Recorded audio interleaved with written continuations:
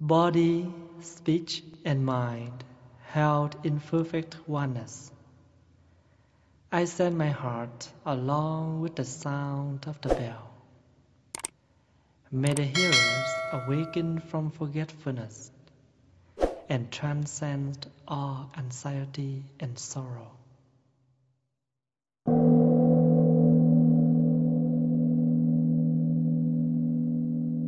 May the sound of this bell penetrate deeply into the cosmos. In even the darkest spots, may living beings hear it clearly, so the suffering will ease, understanding arise in their hearts, and they can transcend the path of anxiety and sorrow.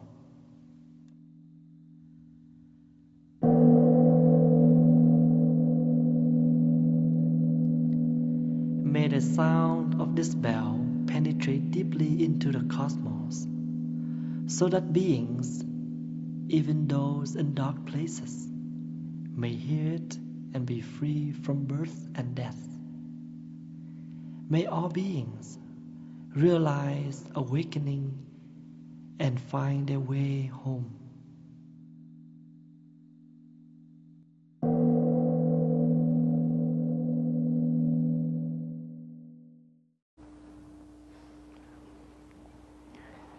Good evening, my dear brothers, sisters, and friends. Today is September 16, the year 2022. I would like to welcome you all back to our regular Friday meditation session.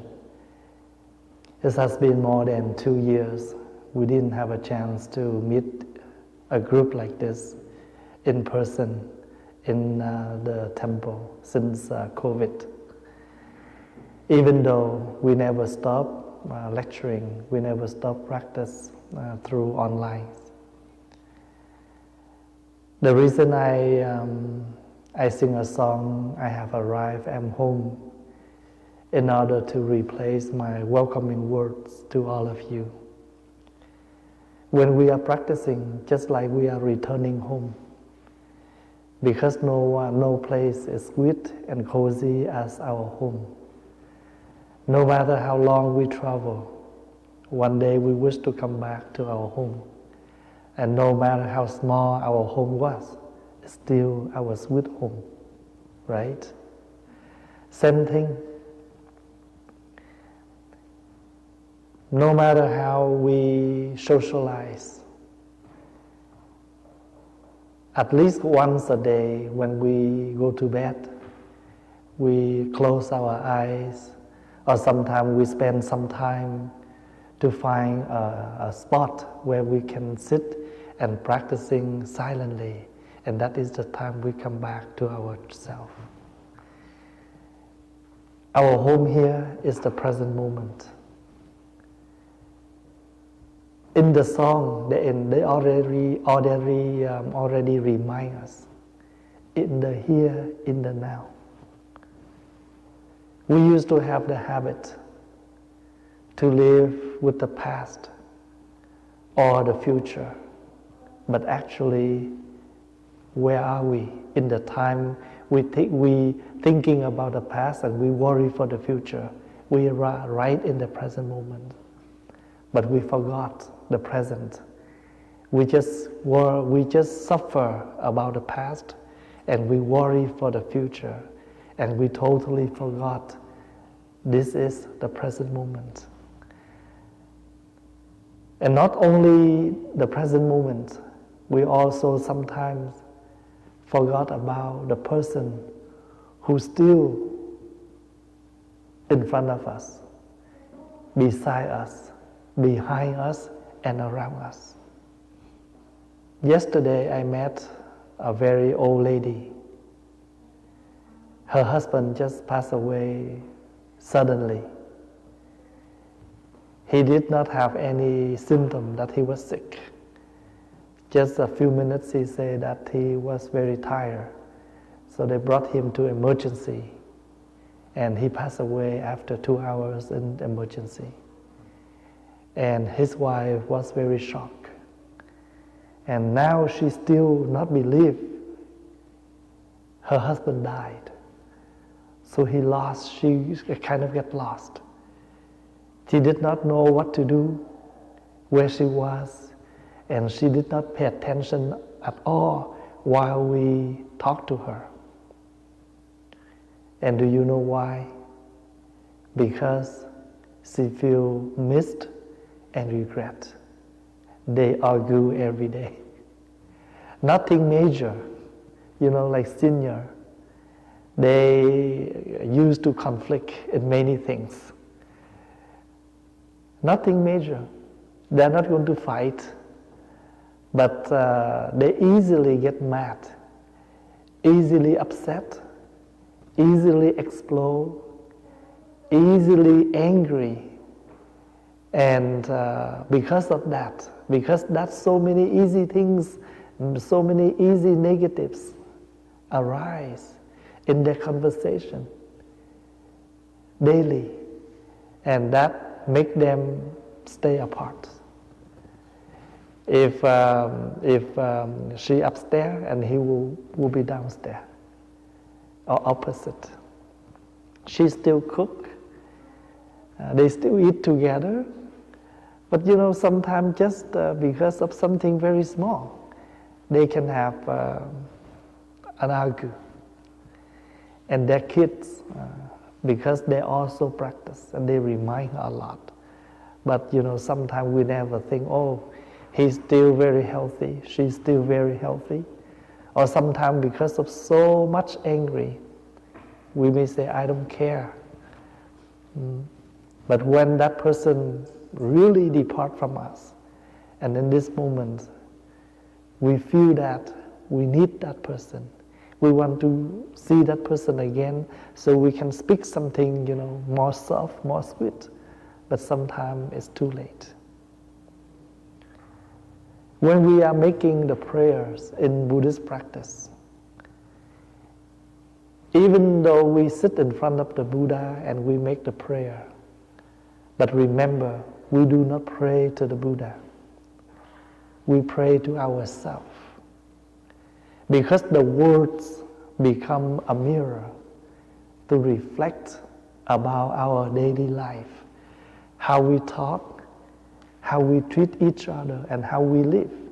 And make sure all of these words become something to transform us. Make sure all the words we read, that we call the prayers, become something like medication to heal us. We sit in front of the Buddha, the statue of the Buddha, and that statue only witness. We pray. But remember, in that moment, we pray to ourselves. We pray to our loved one, because these are the words we want to talk to them. But sometimes we are not there to. We are not, we still shining. We're not willing to speak directly to that person. And now we may borrow the words from the prayer to speak up. Because the prayer here is all reminding how we talk, how we think, how we act. Every day, we treat our loved one by the way we talk, by the way we think, and by the way we act. But if we are mindful, we will treat them with positive words, positive thoughts, and positive acts. If not, everything will be opposite. So what is the purpose of calming? So the more we calm, the more we clear. The more we clear, the more we can live right, speak right, and act right. And why we need to do this? This is part of life. I have a question from a young friend who wrote me an email a few days ago. Thầy, What is the purpose of life? And this is not a question for a young one, right? Maybe we very old, but we still don't have an answer yet. And because we don't have an answer, that's why we don't live mindfully. We do not live in such a way that we gain and cultivate happiness for ourselves, for our loved one. And my answer is, depends where you are, because we may have different situations of living. For example, as a monastic, my environment of living is I deal with a lot of people in the community. And I may meet a lot of people who suffer. So the more I meet people who suffer, the more I bring the intent of love, of understanding, the intent of live, so I can bring the teachings of the Buddha, the way of transformation, to help these people to transform and to be happy. Your environment may be different.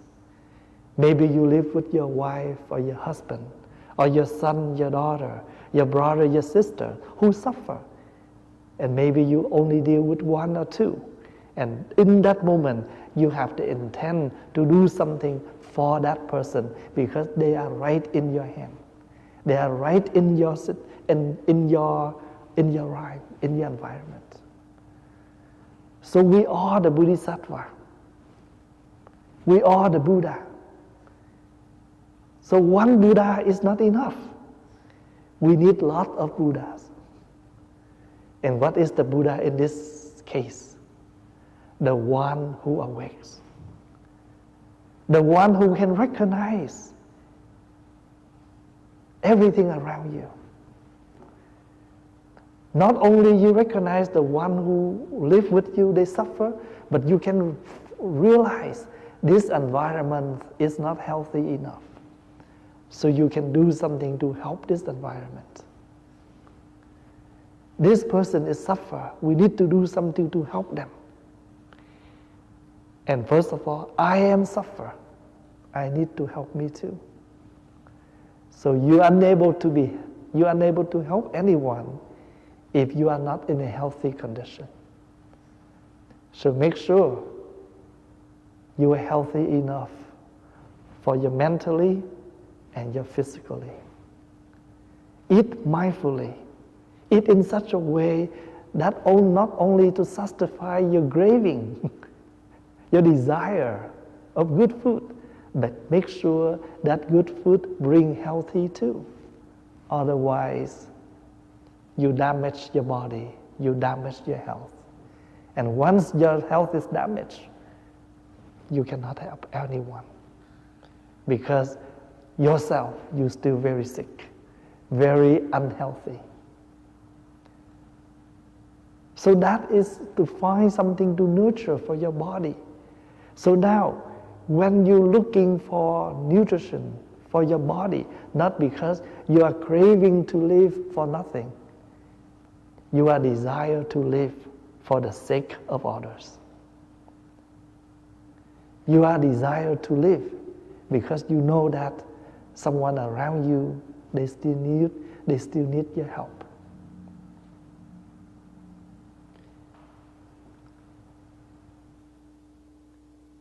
By that practice, we don't see that we are useless.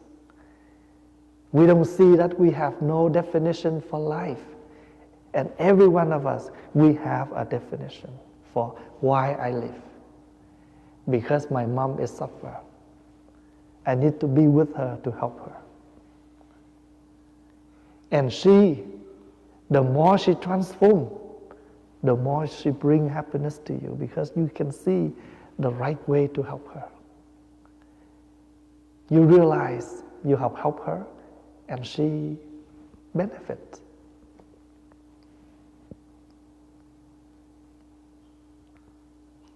In this week, I conduct 2 weddings for 2 young couples.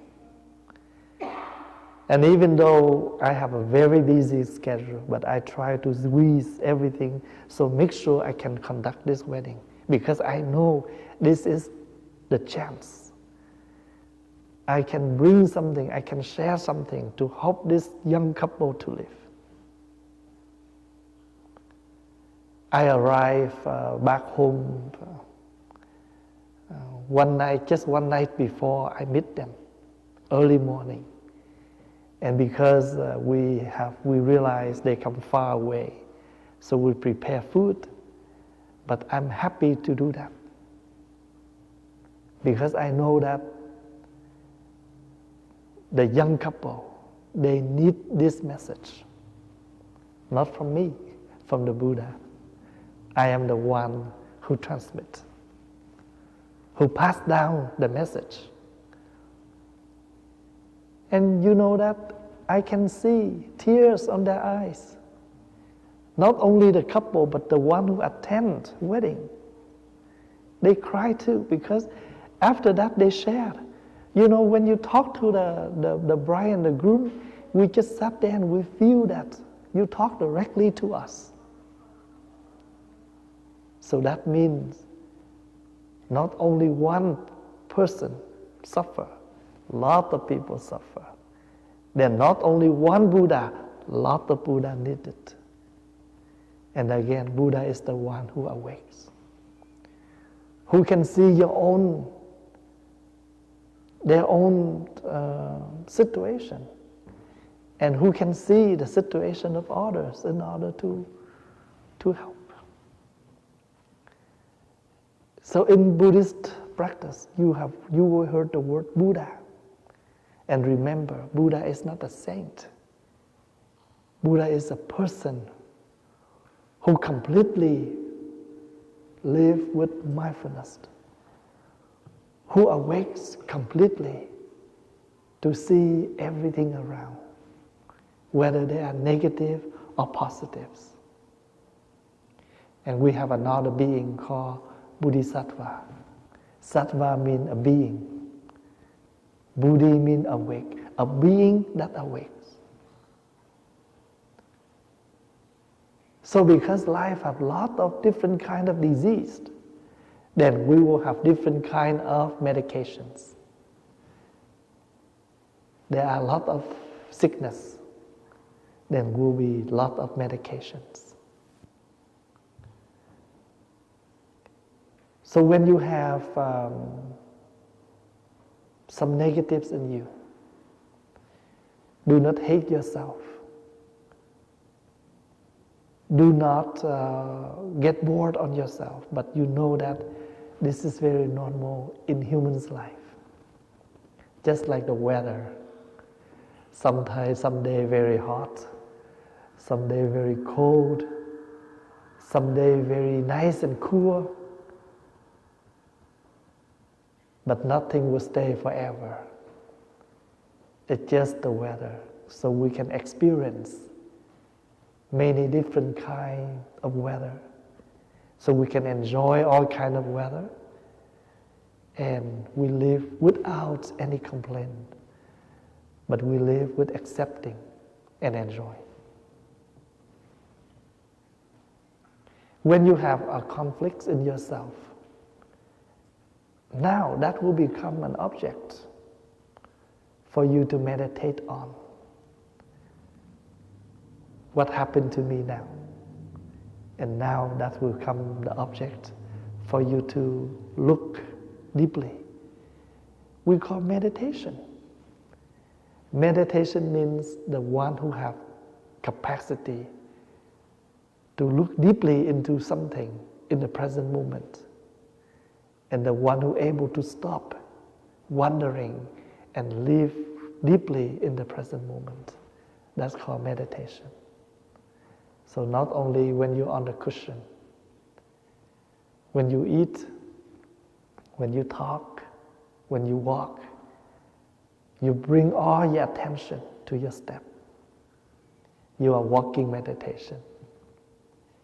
When you eat, bring all attention to the food. You are eating meditation. Why you bring attention to that? To help you to stop wondering. You have the right to worry for your future.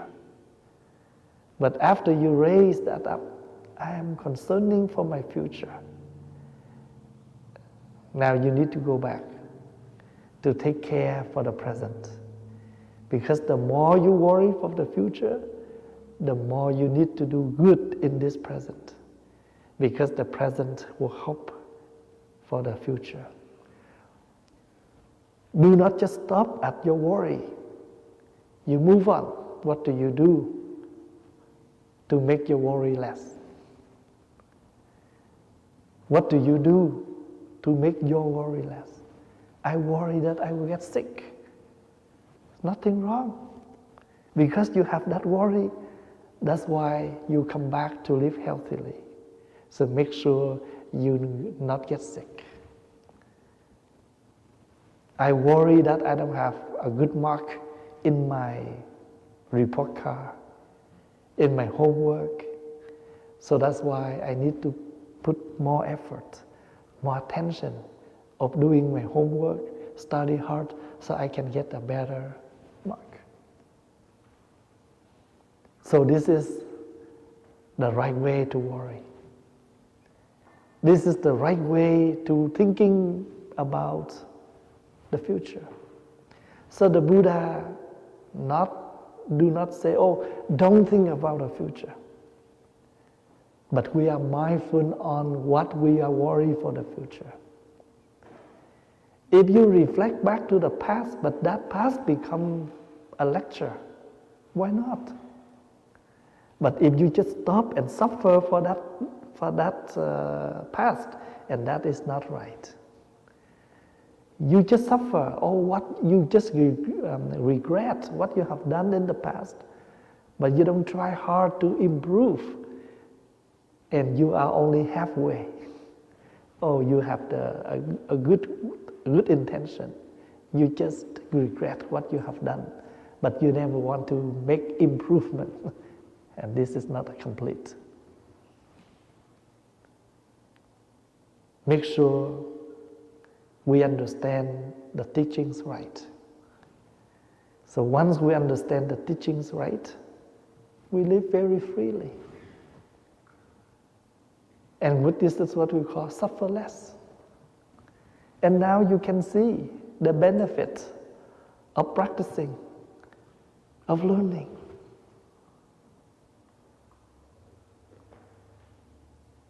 We all have someone to help, something to do every day. If you are a student and something you need to do every day is your homework, your school things. If you work in an office, there are things that you do in your office. If you work at a company, you have something to work on with people in the company, with the job in your company. So that means we all have an object, something to work on. And because we have something to work on, that's why we never jobless. Or we never complain that I have nothing to do. You do have something to do. Just because we are not mindful enough to recognize all of this. And because we don't see this, that's why, we let our day pass very easily without any appreciation. So no matter they are positive or negative, they're still a beautiful lecture for all of us to learn, to work with. And the more challenge, the more interesting. And if you're able to work with that very well, and you can see your great success.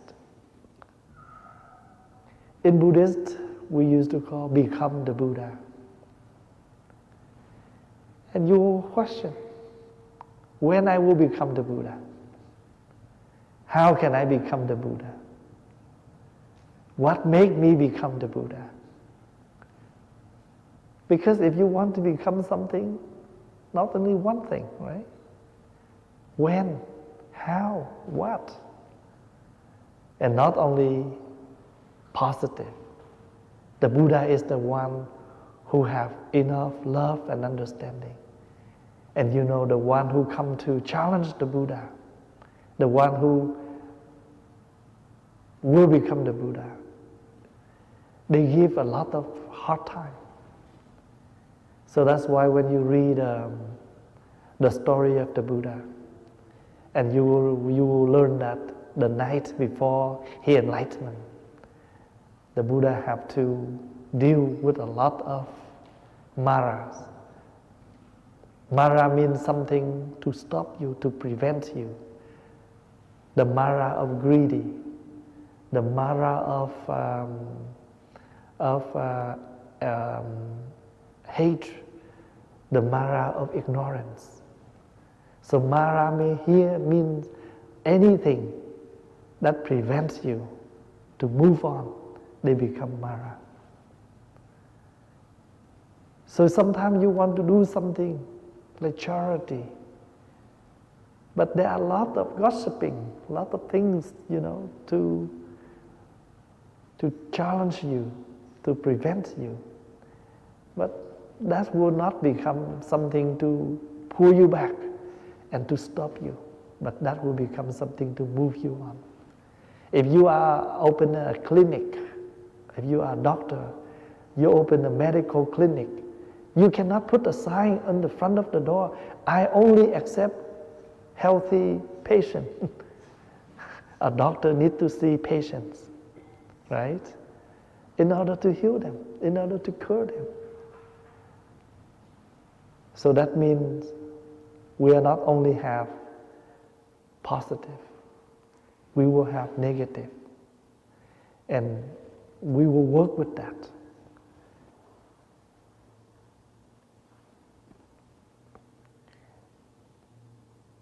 When you have something difficulties and you know this is something you will work with.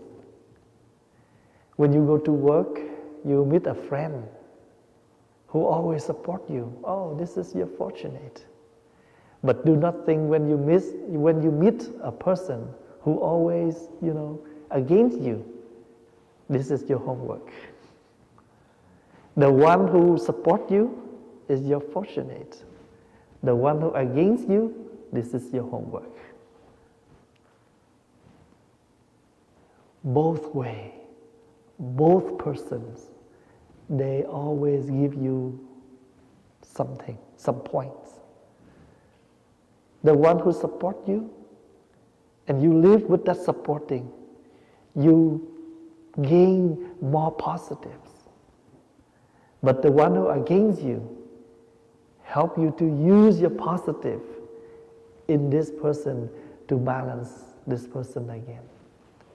Why they always against you? Because this person have no positives. But you do have positives. Try to embrace this person. Just like a couple, you live together, the one who have less job and the one who make money. You make a lot of money, you help the one who have less money. You can balance that. And now you can see life is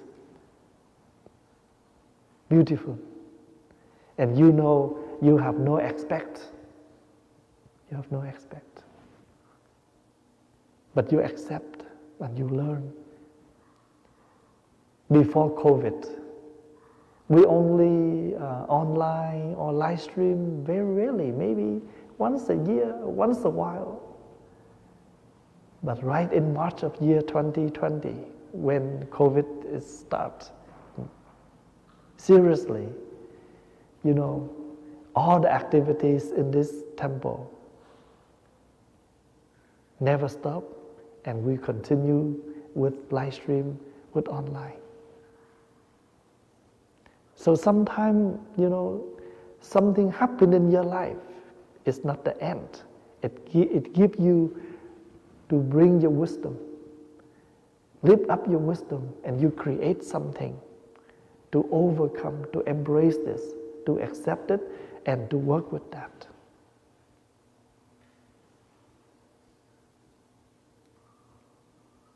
When you have a baby, you wish to have a very cute and healthy baby, you know? But this is only what you want, but that doesn't mean anything you want will be satisfied. Maybe we have a boy or girl that completely not listening to us. And now, this is your homework. This is your big homework. You cannot reject, you cannot refuse, you cannot throw this boy, this girl anywhere. You have to stick with this baby and try to live in such a way that to calm the baby down, to do anything to embrace, to accept, and to help.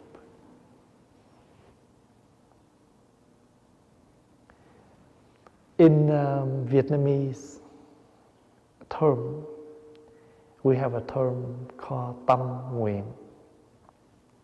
Tâm means your mind. Nguyện means your vow. This vow come from your heart, come from your mind. Why and how can you make the vow if your mind doesn't have any feelings? Your mind have no feelings for something. You never make the commitment, the vow to do it. As a monk, as a nun, you have to have the vow that come from your heart. And what are your vows? I will learn the teachings. I will share the teachings. I will accept, and help other person, whether they are coming to me with positive or they're coming to me with positive or negative. And every day, if you cultivate your tâm nguyện, the vow come from your mind, come from your heart, and that will help you to overcome things easily. When I was about 8 years old, I already want to become monastic. I really desire to become a monk. But my mom does not allow. And in that moment, in that time, my father, he applied to sponsor my mom, myself, and my brother, immigrants in Canada from Vietnam. So my mom tried to delay me.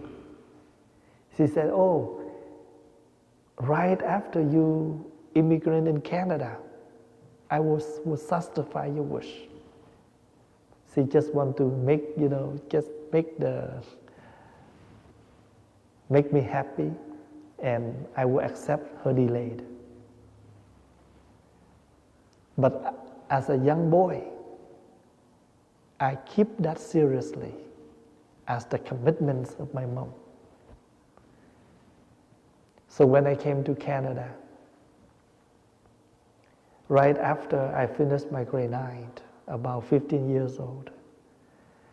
So one day, I remember right after my last day of school, I invite my both parents to sit on their bed, and I kneel in front of her, of my mom and my dad. My mom started to cry. She knows it's time that I will leave her. And she yelled, "You want to become a monk?"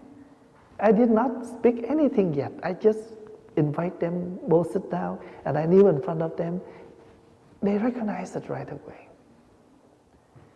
Because they can realize my tâm nguyện, the vow of my heart, every day when I live with them. In the weekend, I don't socialize with friends, in shopping mall, in bar, in anything. I spend my whole weekend in the temple.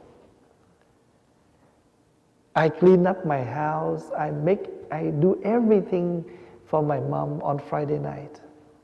And then I pack my stuff and I go to the temple. I stay in the temple from Friday to Sunday. Straight 3 years like that. So they know. And every day, no matter how busy am I with my homework, I still spend an hour to do chanting. So when you live with someone in your house, look at them. How they do, what they do, you know them, either negative or positive, and you can help them. Sometimes they don't have to share. Maybe they don't want to share. But if you have love for them, you will look the way they walk, the way they live, and you can know they're in the good condition or in a bad condition. So you can help them silently. They don't talk, you also don't need to talk. But you have enough love, you have enough understanding. You can bring your hand, you can bring your support silently. And you know, that way of living, I still keep that up to this moment. I have a lot of members in the community. I have my monastics who live with me. Even though I don't ask them directly, but I watch them. I will listen to the sound of the bell in order to understand how calm they are, how was their practice, so I can silently bring my help indirectly or directly without letting them know that I know anything from them, because they don't share. It's okay. Love and understanding can overcome, can embrace. I hope that you can do this with your loved one in daily. Sometimes they think this is nothing good to share, or they are not ready to share. But because of love, you can realize it. Because of understanding, you can realize it. So my mom, she realized, because she can see how I live every day. And she knows one thing for sure, that one day I will become a monk. So she said she is not ready. Now my turn to delay her. I said, Mom, even I became a monk, but I will stay in the temple only 3 days a week. I will stay with you 4 days a week. So in the past she delayed me. Now I delay her. I told her, I will stay with her 4 days a week and only 3 days in the temple.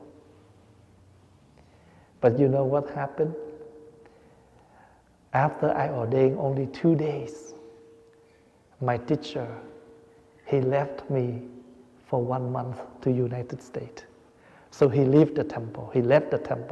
I have to stay in the temple by myself. Right after 2 days, I ordained as a novice. I come home every day because my home is very close to my school. So after I finish my school, I go home. My backpack, I will pack something in my backpack and I go. She's silent. And one day she told me, you never come back, because I can see you pack your stuff every day after school. She can see my intent to become a monk. Even though she did not completely support, but in her mind, she knows this is nothing wrong. And she silently supports my wish.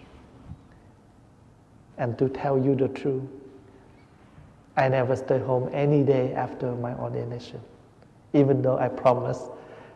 The reason is I have to live in the temple full because Master is not home. So I have to stay in the temple a month straight So when he come back, I will come back home. But after a month, she get used to it. And I left home easily. So when I was very young, about 7 years old, every time I do the prayer, I only have one wish. I wish that I can pray something so people can understand what I pray, so they can practice the teachings of the Buddha.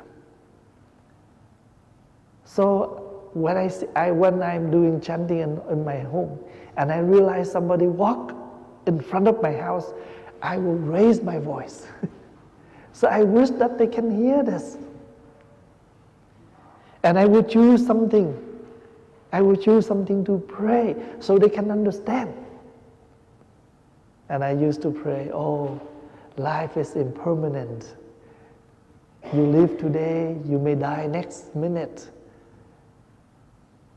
Today is your wife, tomorrow may not. Today you have everything, tomorrow you may lose everything. So there is something like that. And I just want to read loud so people can understand. Now I reflect back, and I know that I have the intent. I have the vow, the commitment to bring the message of positive living to many others since I was only 7, 8 years old. So I told my young monks, I only have one wish. And my wish is that I can continue the practice and share the practice. So in more than 2 years of COVID, we do not close our activities. Someday we close the temple because we are not allowed to gathering, but we never stop practice. You can close your door, but you don't need to stop practice, right? Someday you can close your door because you need some time to be quiet, but in yourself, you never stop practice. And practice just like your breath. If you stop breathing, you die. You stop practice, you suffer. You can stop eating, you can stop drinking for temporary. Maybe you can last after 2-3 weeks, a month. You can live a month without food, but you cannot live without a single breath. And the practice just like our breath. A day we live, a day we practice. And what is the practice here? I don't mean about religions. The word I use practice here is cultivating, doing something for yourself, for your loved one. It's called a practice.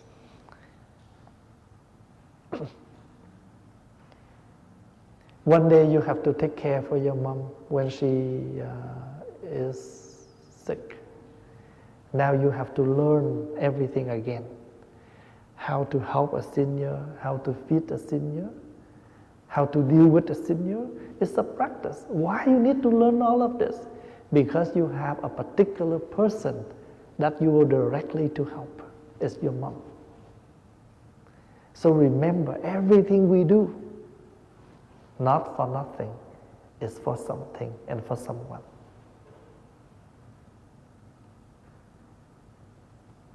When you're doing something, you know this is for not for nothing, for something and for someone. That person may say, oh, I don't need it. It's okay, I know now you don't need it, but you will need it later. Just like a walker. A young one will say, oh, I don't need it. Yes, you don't need it now, but you will need it later.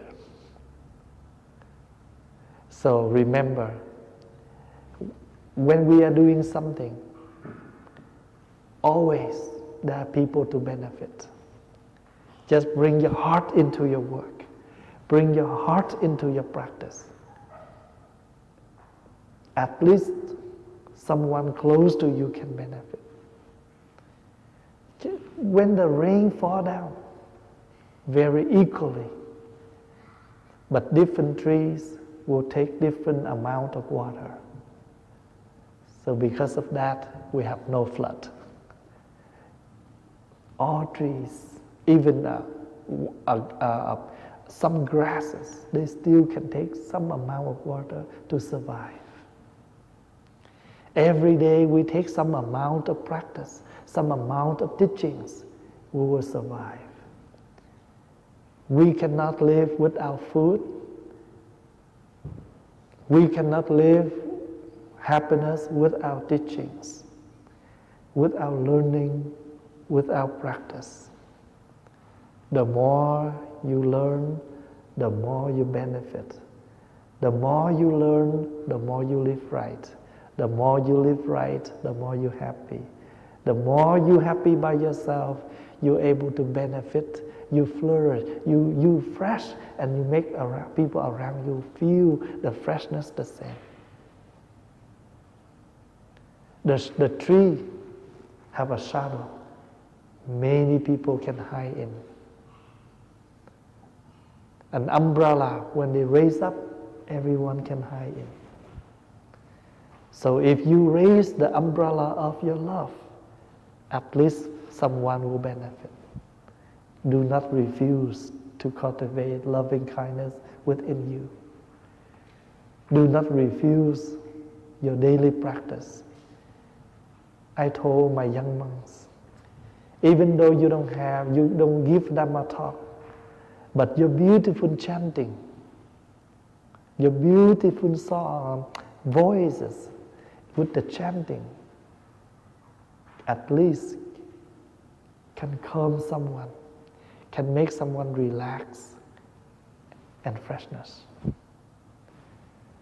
For example, earlier we heard the voice of Thầy Đức Tạng, Brother Peter. He do the evening chanting with the sound of the bell.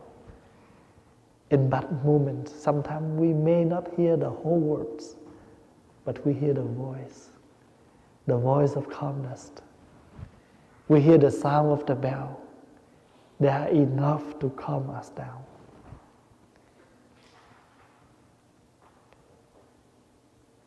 So if you don't work, we will not benefit. If you do work, not only you benefit, but other people benefit. Tâm nguyện, the vow come from your heart. And I know that, we all here, we have tâm nguyện. We have something inside of us. And if you don't have, you never try so much work to do something for your loved one. And I can see that you do a lot for your loved one. Sometimes they give you hard time, but you still, gently, silently help them. Be with them. Without love, you cannot do that. Without understanding, you cannot do that. And that's why we call Buddhism is the religion of love and understanding. And now it's not about your faith anymore. If you stop right at your faith, it's not good, it's not enough. You bring your faith farther. Faith that the Buddha able to give us the guidance. We faith that the teachings able to help us to suffer less, more happiness. We faith that the community, the Sangha, able to help us to overcome. And they can help us to go together. If you want to completely and strongly success, be with the community. And the community, the gathering like this, nourish a lot. Your presence on Friday nights, you nourish myself, the young monks. I am happy that I see old faces again. And I also see new faces. But no matter we are new or old, we have one intent. We have one vow from the heart. What is this? We come for the practice, right? You come for the practice. Even I'm here for you more than 20 years. Every week we do the same thing, meditation and practice. And this class we opened in September of 1997. So how many years already? We finished the construction of this new temple July 1997. So right after 2 months, I opened the class on Friday, September 1997, every Friday night. Even some week we only have 2 or 3 of you attend, we still run the class. At that COVID time, we cannot come inside, we do online. So remember, we do not stop practice. We may stop outside, gathering, or you close the door, but the door in your heart never close. You can close the door of your house, but the door of your heart never close. And the more you open, the more you will happy, because you can see that a lot of people benefit from the way you love, from the way you work, from the way you share. Today is the first Friday after more than 2 years. We stopped gathering. But this is nothing new because we meet each other online. And I'm very happy that we're able to get together again. And I am also very happy to see many old faces and also new faces. So please bring the news to your friends. Invite your friends, your brothers, your sisters to come on Fridays. And we will arrange that we will come back to our Mindfulness Day once a month as usual. We have the program that once a month on Saturday, we have a full day of practice from 9 a.m. until 5 p.m. We call a day of mindfulness. So you come here, you have more time to meditate, and we eat together in mindfulness, and we also have time to share. So it's a full day like that from 9 to 5. And we did not have a chance to organize this after the COVID, and I have talked to the monks, and I really want to bring back the regular schedule. I hope that you all try to arrange your time to attend. So we come to you and you come to us, and we both together doing something for each other and for the community, for the society. Thank you for your time. Thank you for your listening. And I hope that you all have a good weekend, and I will see you back next Friday.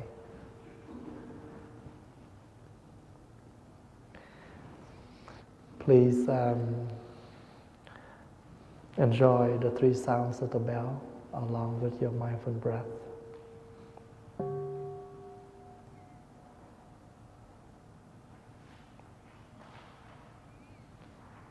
Body, speech, and mind held in perfect oneness. I send my heart along with the sound of the bell. May the hearers be awakened from forgetfulness and transcend all anxiety and sorrows. Ba nghiệp lắng thâm tình,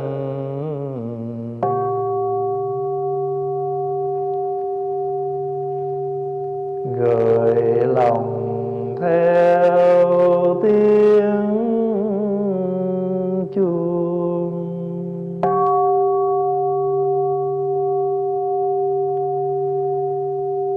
Nguyện người nghe tỉnh thức vượt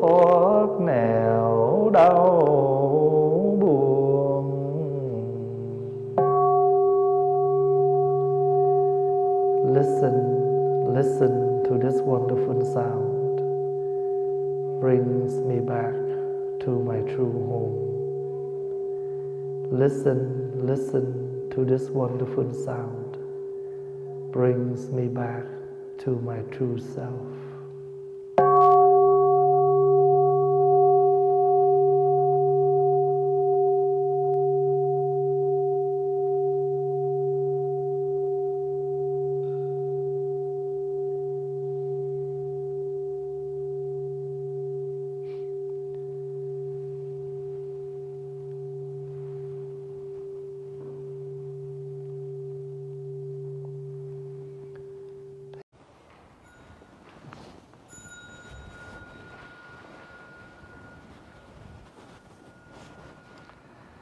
Just stand behind your cushion and we're facing this way.